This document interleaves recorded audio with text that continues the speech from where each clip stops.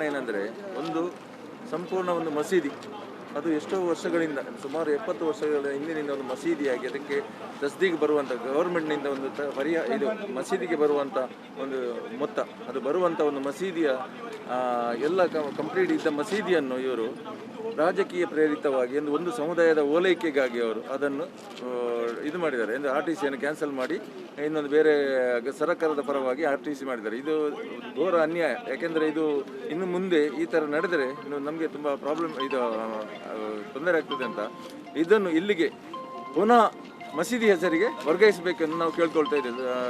ಒಂದು ಕಾನೂನು ಹೋರಾಟ ಮಾಡಿ, ಒಂದು ವೇಳೆ ಇದು ಇದು ಆಗದಿದ್ದರೆ ಇದಕ್ಕಿಂತ ದೊಡ್ಡದಾಗಿ ಕಾನೂನು ಹೋರಾಟ ಮಾಡ್ತೇವೆ. ನಾವು ಇದಕ್ಕೆ ಬೇಕಾದ ಒಂದು ಎಲ್ಲ ವ್ಯವಸ್ಥೆಗಳನ್ನು ನಾವು ಮಾಡ್ತೇವೆ, ಕಾನೂನು ಹೋರಾಟವನ್ನು ಮಾಡ್ತೇವೆ. ಅದಕ್ಕೆ ಬೇಕಾಗಿ ನಾವು ಏನೆಲ್ಲ ಮಾಡಬೇಕು ಅದೆಲ್ಲವನ್ನು ಮಾಡುವ ತೀರ್ಮಾನ ಮಾಡಿದ್ದೇವೆ. ಜಸ್ಟಿಸ್ ಫಾರಂ ಫಾರ್ ಕಲ್ಮದ್ ಮಸೀದಿ ಅಂತ ಒಂದು ವೇದಿಕೆಯನ್ನು ತಯಾರು ಮಾಡಿ ಅದರ ಹಿಂದೆ ನಾವು ಕೆಲಸ ಮಾಡ್ತಾ ಇದ್ದೇವೆ. ನಮ್ಮ ಹೆಸರು ನಜೀರ್ ಅಹಮದ್.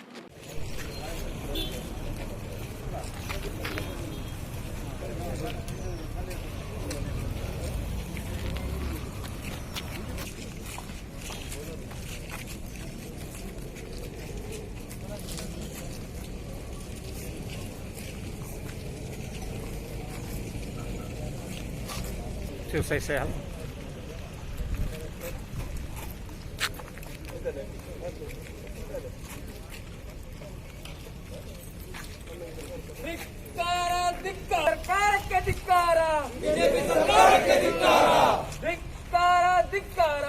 ಧಿಕ್ಕಾರ